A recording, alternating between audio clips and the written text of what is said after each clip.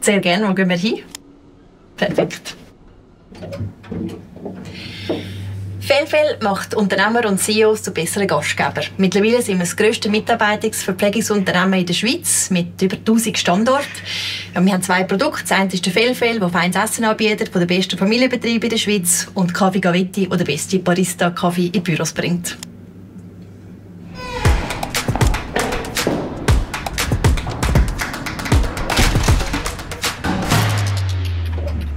Ich bin Christina, Gründerin von Amelie Zürich, und wir machen funktionale und elegante Laptop-Taschen.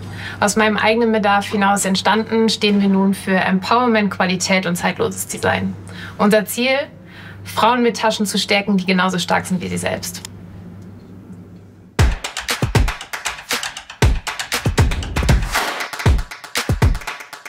Hallo! Hi!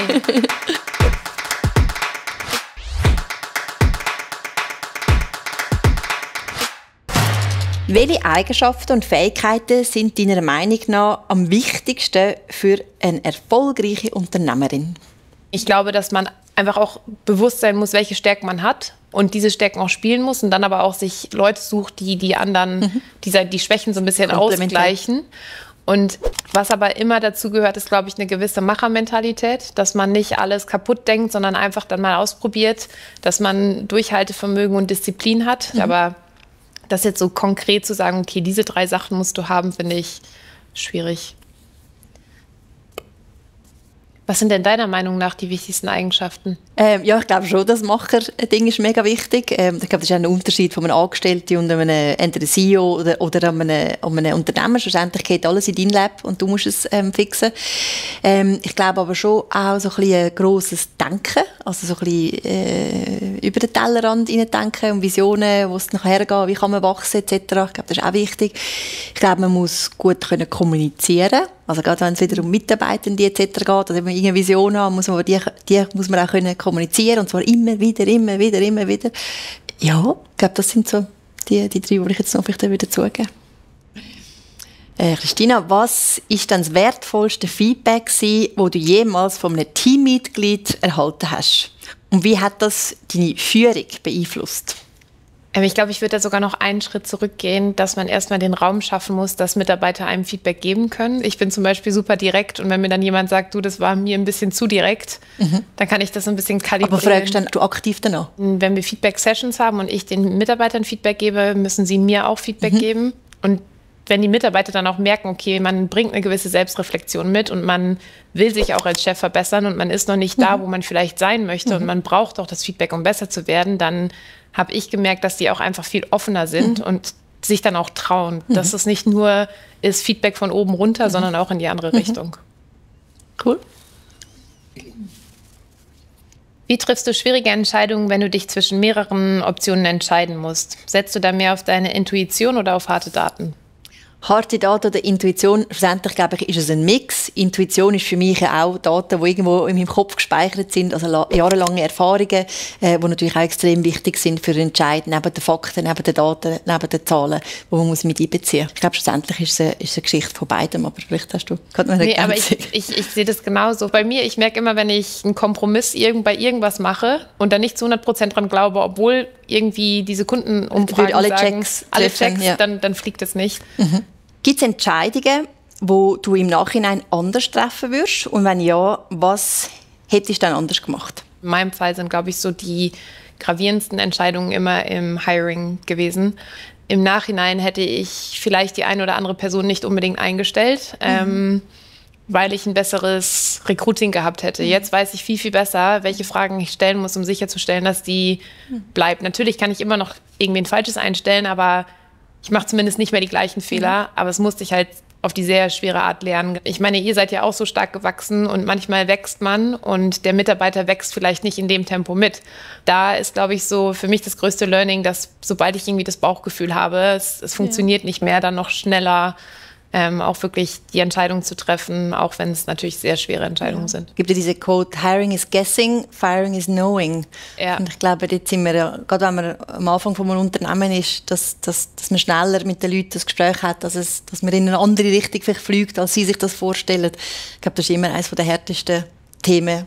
Ja.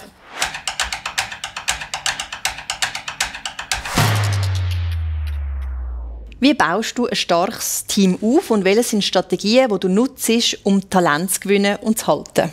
Beim Teamaufbau habe ich gemerkt, dass es extrem wichtig ist, sowohl beim Hiring direkt zu verstehen, was bringt die Mitarbeiter wirklich, also was sind wirklich die Stärken, worauf haben sie extrem viel Lust. Ich zum Beispiel könnte den ganzen Tag nur Excel machen, lieb's. Meine Assistentin könnte den ganzen Tag nur Leute anrufen. Aha. Und ich glaube, wenn du Leute dazu kriegst, dass sie das, was ihnen Spaß macht und worin sie gut sind, in der Arbeit machen können, dann fühlt es sich nicht so verkrampft wie Arbeit an. Ich finde etwas so mega wichtig, was du gesagt hast, ist das Thema, ob sie Lust haben. Oder man sagt immer so heute, ja, man muss passionate sein, passioniert, leidenschaftlich, aber ich glaube, es ist viel wichtiger, das bessere Wort ist eben Lust. Ich glaube, es ist eine mega wichtige Frage in dem Recruiting-Prozess, herauszufinden, was haben die Leute wirklich Lust. Aber ich finde es noch extrem schwer, das im Recruiting rauszufinden. Also hast du da irgendeine Frage oder ist das bei dir auch? Nein, aber für mich ist immer ein Jobinterview, it's always two liars. Weil, oder du willst etwas verkaufen, die Person will sich irgendwie verkaufen. Ich glaube, es ist fast nicht möglich, das wirklich im ersten Gespräch herauszufinden. Das ist so ein bisschen meine Devise. Ja. Welche Rolle spielt für dich Empathie bei der Führung? Hey, ich glaube, mega wichtig. So mein grundsätzliches Credo ist, du weisst ja nie, wo ein Mitarbeiter gerade dran ist, was läuft bei ihm daheim, wo ist er gerade in der Karriereplanung etc. Und ich glaube, Empathie heisst ja, so ein bisschen zu versuchen, sich in einen Mitarbeiter hineinzuversetzen, was er jetzt könnte fühlen, eben auch zuzuhören. Ich glaube, nur schon das Bewusstsein, dass ich nicht weiss, wie es dem anderen gerade geht. Ich glaube, das ist so ein erster Schritt für mich, ob ich mega gut drin bin, das lasse ich jetzt noch offen. Genau. Gut. Ich glaube, ich habe die nächste Frage. Als bootstrapped Unternehmerin bist du allein verantwortlich, dass das Geschäft läuft. Hat es Situationen gegeben, wo dich das belastet hat?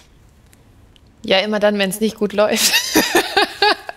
Also sagen wir mal so, ich glaube generell als Gründerin hat man natürlich irgendwie ein anderes Verantwortungsbewusstsein, als wenn ich jetzt in einem Unternehmen angestellt bin. Und das ist immer das eigene Baby. Dadurch, dass da so viel Risiko drin steckt und wir das alleine tragen, kann ich besser schlafen, wenn die Zahlen gut aussehen, als wenn die Zahlen irgendwie schlecht aussehen. Und dann ist es so frustrierend, weil du arbeitest immer viel, aber du arbeitest sehr viel leichter, wenn du weißt, es bringt auch alles was. Und bei uns gab es zum Glück nie diesen Moment, wo ich dachte, okay, wie lange kann ich es mir noch leisten, durchzuhalten und diese Idee aufzugeben, sondern es war immer eher Wachstumsschmerz, wofür ich sehr, sehr dankbar bin. Felfe ist in kurzer Zeit stark gewachsen. Was waren dabei die Herausforderungen und wie hast du darauf reagiert? Ja, Felfe ist stark gewachsen. Ich glaube, die grösste Herausforderung war der Wachstum an sich gewesen. Also es ist sehr schnell gegangen für uns dazu mal, die ganze Skalierung. Und der grösste Challenge war für uns gewesen, die richtigen Mitarbeitenden zu finden. Also A, ist ja ein Arbeitskraftmangel in der Schweiz, gerade in dieser Zeit gewesen, wo wir so gewachsen sind. Und B, die richtigen Leute finden. In verschiedenen Phasen von einem Unternehmen braucht man verschiedene Typen von Leuten. Am Anfang braucht man einfach die Leute, die einfach machen etc. Heute sind wir so weit, dass wir wirklich Leute brauchen, die Prozesse können, die gross denken können, die super Sachen aufbauen.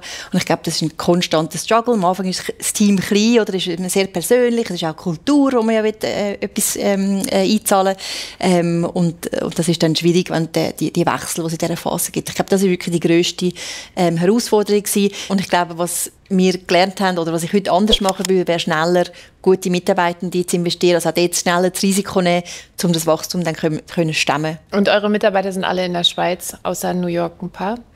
Genau, wir haben in der Schweiz 130 Mitarbeitende. Heute in Lausanne haben wir noch ein Büro seit dem 18. Aber sonst hauptsächlich in der Schweiz und New York sind dann nochmal 20 Leute. Genau. Wahnsinn.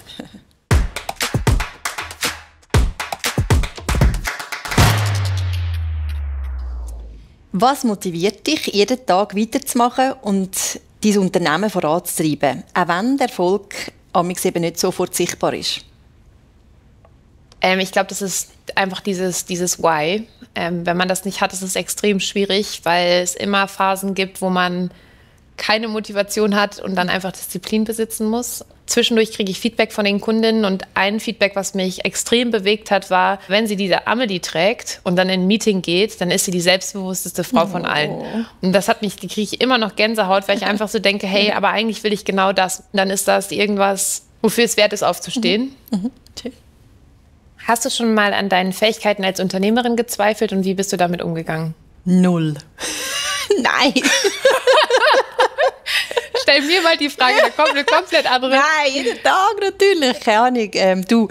Ich habe mega Lust, Unternehmerin zu sein. Ich vergesse vielfach, dass es ja noch Finanzzahlen gibt oder irgendetwas. Ich bin voll der Executor, ich bin ein Macher.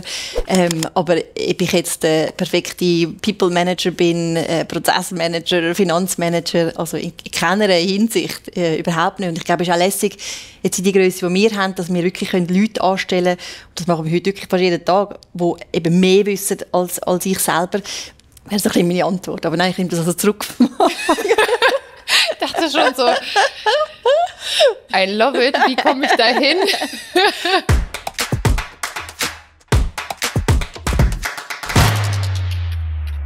Welches Netzwerk und Ressourcen haben dir am meisten geholfen und wie können andere Gründerinnen davon profitieren? Also ich netzwerke nicht gerne und ich musste erst verstehen, dass Netzwerken so wichtig ist als Unternehmerin und dass man nicht drum rumkommt. Und da muss man sich dann einfach ein bisschen überwinden, weil es ist auf jeden Fall wert. Was ist deine langfristige Vision für dein Unternehmen und wie arbeitest du darauf hin? Oh, grosse Frage. Bei Felfe geht es ja ums Essen im Unternehmen und ich hasse Mittelmäßigkeit. Und bei Felfe haben wir uns eben auch das gegen die Mittelmäßigkeit, wenn es um Verpflegung geht, im Büro verschrieben. Und mir geht es wirklich darum, ich will das Erlebnis schöner machen. Wir verbringen so viel Zeit in der Arbeit, das soll auch etwas hergeben. Und ich glaube, dort ist die Welt noch sehr offen für uns. Und die Vision in dem Sinne, dass kein Unternehmen mehr muss mittelmäßig essen in der Schweiz, jetzt vielleicht dann bald auch in Amerika. Ja, bald können wir dann bei euch einen Felfe reinstellen. Cool. Du bist früher Unternehmensberaterin gewesen. Wie kommt dir das heute gut als Unternehmerin selber? Ich glaube, in der Priorisierung. Ich kann nicht bis 4 arbeiten jede Nacht. Also muss ich irgendwie schauen, wo kann ich Sachen rausnehmen, um trotzdem auf ein möglichst gutes Ergebnis zu kommen. Und diese mega starke Priorisierung hilft mir auch jetzt noch. Und das ist, glaube ich, extrem wichtig. Und der zweite Punkt ist so dieses sehr strukturierte Denken. Dass ich einfach weiß, okay, wie komme ich von A nach B? Indem ich das einfach so klein runterbreche, bis ich weiß, der nächste Schritt ist der. Und das ist, glaube ich, irgendwas, wenn du das 10 oder 20 Mal gemacht hast, dass es dir sehr viel einfacher fällt. Also strukturiertes Denken nicht nur in deiner Arbeitsweise, sondern auch, wie du kommunizierst beispielsweise, dass du die Kunden vielleicht erstmal abholen musst oder dass du eine vernünftige Storyline machen kannst, dass du Daten analysieren kannst. Und ich glaube, das sind sehr viele Werkzeuge, wo ich jetzt sehr, sehr, sehr dankbar für bin. Voll. Das ist etwas, was ich übrigens bereue, dass ich nie in der Unternehmensberatung war. Und ich glaube auch, das sind wirklich Fähigkeiten. Und das muss man nicht 10 Jahre machen, aber mal ein Jahr, 2 gemacht haben, die einem extrem helfen können. Ja, auf die manchmal harte Weise, aber man lernt es.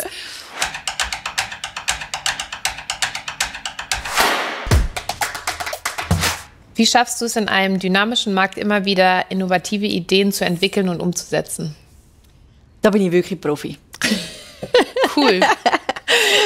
Nein, ich habe wirklich eine Fähigkeit, auch seit ich klein bin. Ich bin mega kreativ. Also das ist mein Secret Weapon. 6 Brands, Ideen für Essen etc. Also ich komme mir wirklich in der Dusche oder beim Einschlafen. Oder es ist auch viele jetzt bei Felfe noch, wenn sie irgendein neues Konzept brauchen oder irgendein Event haben etc., wo sie eine Idee brauchen, das kann ich wirklich drucken. Da bin ich einfach gut. Ja, weil ich merke, dass ich zum Beispiel bei Taschendesign, ich mache es meistens am Wochenende, weil ich sowieso eine halbe Stunde Zeit brauche, um mal reinkommen. Ja, doch, das reinzukommen. Ja. Weil ich jetzt nicht so zwischen 2 Meetings mal eben, ja, was machen wir? Das funktioniert nicht. Ja, du bist. Was sind deine langfristigen Ziele für Amelie Zürich und wie planst du, die zu erreichen? Also ich glaube, langfristig gibt es natürlich irgendwelche Zahlenziele, aber ich brauche eigentlich ein visuelles Bild. Und mein visuelles Bild ist, dass ich irgendwann auf dem Flughafen in Zürich genauso viele Amelie-Taschen wie Rimowa-Koffer sehen möchte. Und dann, glaube ich, einfach Schritt für Schritt immer wieder selbst reflektieren, sind wir gerade hier auf dem richtigen Weg und auch da immer wieder versuchen, die Produkte auf die Kundin zugeschnitten zu machen. Das ist, glaube ich, mit das Wichtigste, dass man eng an seiner Zielkundschaft bleibt und auch wirklich versteht, okay, was wollen die eigentlich gerade? Weil es bringt mir nichts, Produkte zu entwickeln, die am Ende niemand trägt. Cool.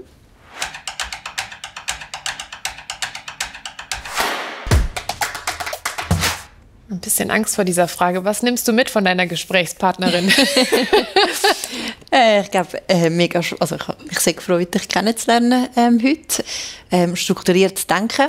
Finde ich cool, dass du das hast. Das ist etwas, was ich nicht habe, das bewundere ich. Und ich merke auch, wie du schwätzen. Ja, ein spannendes Unternehmen. Ich finde das extrem schwierig in der Fashion-Industrie. Oder? Ich glaube, hat wahrscheinlich auch niemand vorher gesagt, dass du dort rein gehen solltest. Also mega toll, wie ihr euch behauptet. Und es hat mir jetzt wieder Interesse geweckt, mich mehr damit auseinanderzusetzen. Also danke vielmals für das Gespräch. Ja, danke dir. Ich habe extrem viel von dir mitgenommen und ich finde es immer spannend, wenn man Gründerinnen kennenlernt, die einfach schon ein paar Schritte weiter sind und einfach viele Erfahrungen schon gemacht haben, die noch vor einem selbst stehen. Manchmal denkt man ja immer, okay, wenn ich da angekommen bin, dann wird alles besser. Aber jetzt zu sehen, dass es halt einfach Teil der Reise ist, dass man Herausforderungen hat und du musst diese Reise lieben, weil es gibt kein Ziel, wo es dann irgendwann besser wird. Unbedingt. Ich glaube, das ist das A und so das Unternehmen. Oder? Das ist, you have to be up for the challenges and it never stops. Es kommt immer wieder, jeden Tag wird dir wieder auf den Tisch Shit gedammt, dass du fixen musst. It's part of it und sonst bist du kein Unternehmer. Gut, hey, mega schön gewesen, das Gespräch. Wir können vielleicht noch einen Kaffee trinken, wenn du Lust hast. Ja, super gerne. Mich hat es auch riesig gefreut. Und Kaffee klingt sehr gut. Super.